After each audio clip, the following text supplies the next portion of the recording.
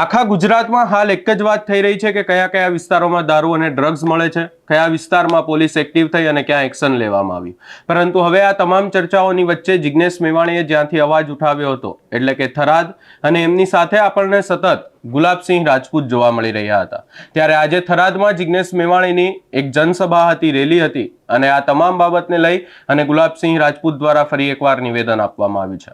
શું નિવેદન આપવામાં આવ્યું છે, શું છે સમગ્ર મામલો, વિગતે ચર્ચા કરીશું. નમસ્કાર, હું છું ઉજ્જવલ અને આપ જોઈ રહ્યા છો નિર્ભય ન્યૂઝ. જિગ્નેશ મેવાણી દ્વારા દારૂ અને ડ્રગ્સ મુદ્દે લડાઈ તો ચાલુ કરવામાં આવી, પરંતુ તેમની સાથે આપણને સતત ગુલાબસિંહ રાજપૂત જોવા મળ્યા. ગુલાબસિંહ રાજપૂત આપણને આ તમામ બાબતને લઈ અને વાવ થરાદમાં લડતા પણ જોવા મળ્યા.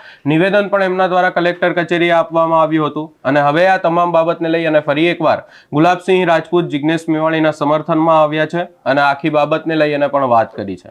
વધુમાં આ સમગ્ર બાબતને લઈ અને ગુલાબસિંહ રાજપૂત દ્વારા શું કહેવામાં આવ્યું, સૌપ્રથમ એ સાંભળી લઈએ. જિગ્નેશભાઈ મેવાણી આપણી વચ્ચે આવ્યા છે તો પહેલા બે હાથ ઊંચા કરીને તાળીઓથી જિગ્નેશભાઈને વધાવો.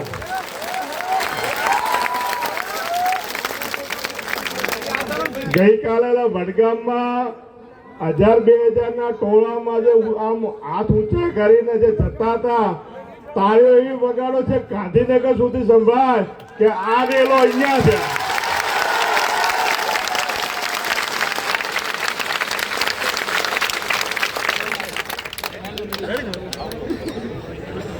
અમે ઢેમાથી ધરણીધર ભગવાનના આશીર્વાદથી શાંતિથી લોકોના પ્રશ્ન સાંભળવા માટે, લોકોની પીડા સાંભળવા માટે યાત્રા લઈને નીકળ્યા હતા અને થરાદ આવ્યા. થરાદમાં શિવનગરની બહેનોએ રજૂઆત કરી અને રજૂઆતના આધારે જિગ્નેશભાઈ પોલીસ સ્ટેશન જઈને એમની રજૂઆત કરી.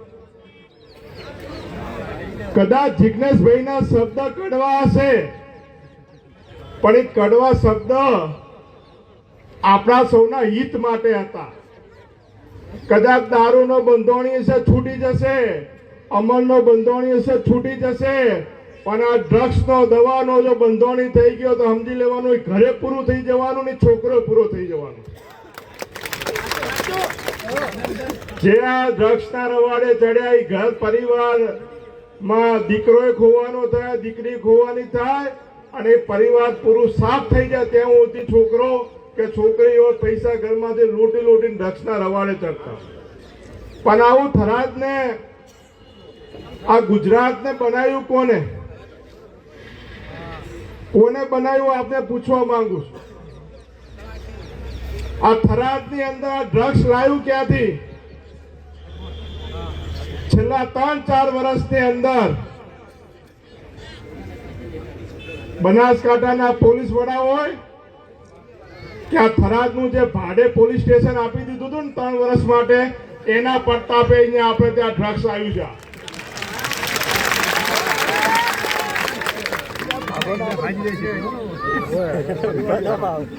1000 યુવાન તો ડ્રગ્સના રવાડે ચડ્યા, પણ ઘણા બધા પોલીસના અધિકારીઓ કે કોન્સ્ટેબલો ત્યારે એમની ડ્રગ્સ ખાતા કરી નાખ્યા હતા લોકોએ. અને એ ડ્રગ્સના વેપારીઓ જોડેથી હપ્તા લઈને આપણી જિંદગી બગાડે છે. એમનું ઘર હમું કરવામાં આપણા વિસ્તારના ઘરો બરબાદ કરી રહ્યા છે. એના વિરુદ્ધમાં જિગ્નેશભાઈએ અવાજ ઉપાડ્યો હતો. પણ હું ધન્યવાદ આપું છું, આભાર માનું છું આ વાવ થરાદના લોકોને. વાવ થરાદના કોઈ એક દલિત સમાજને નહીં, પણ આ વાવ થરાદની સર્વે સમાજને આપું છું કે આ જિગ્નેશભાઈ મેવાણીને ટેકો આપ્યો. ભાજપ વાળા કરવા ગયા હતા, સોટી ભરવા ગયા હતા કે એક વખત પોલીસ વાળા આગળ પોલીસ પરિવારના નામે મહિલાઓ રાખીને પાછળ ભાજપના લોકો, અને એમાં કેટલા બુટલેગરો હતા. હમણાં બેને વાત કરી એમાં દવાની, આ જે દવાની અંદર 2 નંબરની દવા, ડ્રગિસ્ટ દવા વેચતા કેસ થયા એવા લોકો હતા, જુગારીયા હતા, દારૂના વેપારી હતા, એમડીના વેપારી હતા, એવા લોકો પાછળ હતા.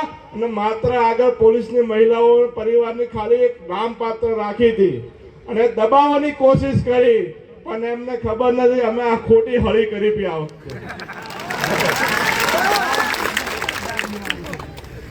શાંતિથી યાત્રા જતી હતી, જાણે જોઈને હળી કરી અને એમને રેલી કાઢીને સામે તમે બધા ભેગા થઈને એમને બરોબરનો જવાબ આપ્યો.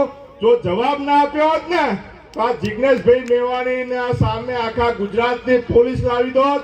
આ જિજ્ઞેશભાઈના મેવાણીની સામે આખા ગુજરાતના લોકોને જાણે જિજ્ઞેશભાઈએ કેટલો મોટો અપરાધ કર્યો હોય એવું સાબિત કરવા માંગતા હતા, પણ એનો જવાબ આ વાવથરાજની ખબરવંતી જનતાએ આપે એના માટે પણ આભાર માનો. પણ આપણે બધા ચિંતા કરવાની છે. અહીંયા બેઠેલા તમામ લોકોએ ચિંતા કરવાની છે કે આપણા પરિવારમાં દૂષણ ના આવે.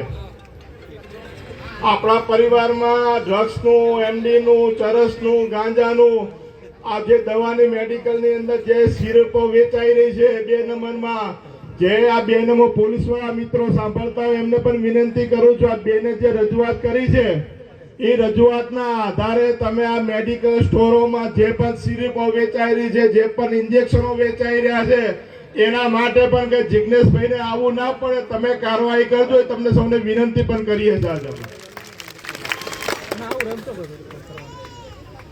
મને એક છોકરાનો ફોન આવ્યો, કોલેજ કાળમાં ભણતો, ખૂબ હોશિયાર આગેવાન જેવો છોકરો, કોલેજમાં આંદોલન કરે કે મને તમે ઓળખો છો? એનો અવાજ આખો કોઈ બંધાણી હોય ને આ ડ્રગ્સનો કે દવાનો એના જેવો અવાજ આવ્યો. મેં કીધું કોણ? તો હું આ ભાઈ બોલું છું, આ ગામથી બોલું છું. મેં કહ્યું કેમ તારો ભાઈ અવાજ આવો થઈ ગયો? કે સાહેબ મારી જિંદગી કે ખરાબ થઈ ગઈ, મેં બધું વેચી નાખ્યું. આ 2 વર્ષની અંદર આ થરાદની અંદર દવાઓ એટલી ખરાબ વેચાઈ રહી છે, કોરેસ હોય કે જે છે એ પીને મેં મારું બધું વેચી નાખ્યું છે. પણ ગઈકાલે જે બનાવ બન્યો એના પરથી મને લાગે તમે કહેતા હશો તો થરાદમાં ક્યાં કઈ દવા વેચાય છે, ક્યાં કોણ ડ્રગ્સ વેચે છે, ક્યાં કોઈ ગાંજો વેચે, મારું જો નામ ના આપો તો હું તમામ લોકોના ચિઠ્ઠા ખોલવા માંગુ. મારું ઘર તો બરબાદ કર્યું પણ બીજાના ના થાય એના માટે તમને આ ફોન કર્યો. અહીંયા ગુલાબસિંહ રાજપૂત દ્વારા ફરી એકવાર કહેવામાં આવ્યું છે કે હજી ગુજરાતમાં હવે કાર્યવાહી ચાલુ થઈ ગઈ છે. વાવ થરાદમાં તો આ વાતને લઈ અને કાર્યવાહી ચાલુ થઈ જ છે. 80% જેટલી ક્યાંક ને ક્યાંક કંટ્રોલ પણ લેવામાં આવ્યું છે, કાર્યવાહી પણ થઈ છે. 20% જેટલું હજી જે મળે છે એના ઉપર પણ આગામી સમયમાં કાર્યવાહી કરવામાં આવે એવી ક્યાંક ને ક્યાંક આશાની પણ વાત કરવામાં આવી. વધુમાં આ સમગ્ર બાબતે આપનું શું અભિપ્રાય છે અમને કમેન્ટ કરી જરૂર જણાવશો. અમારી ચેનલ નિર્ભય ન્યૂઝને લાઇક, શેર, સબસ્ક્રાઇબ કરવાનું ભૂલશો નહીં.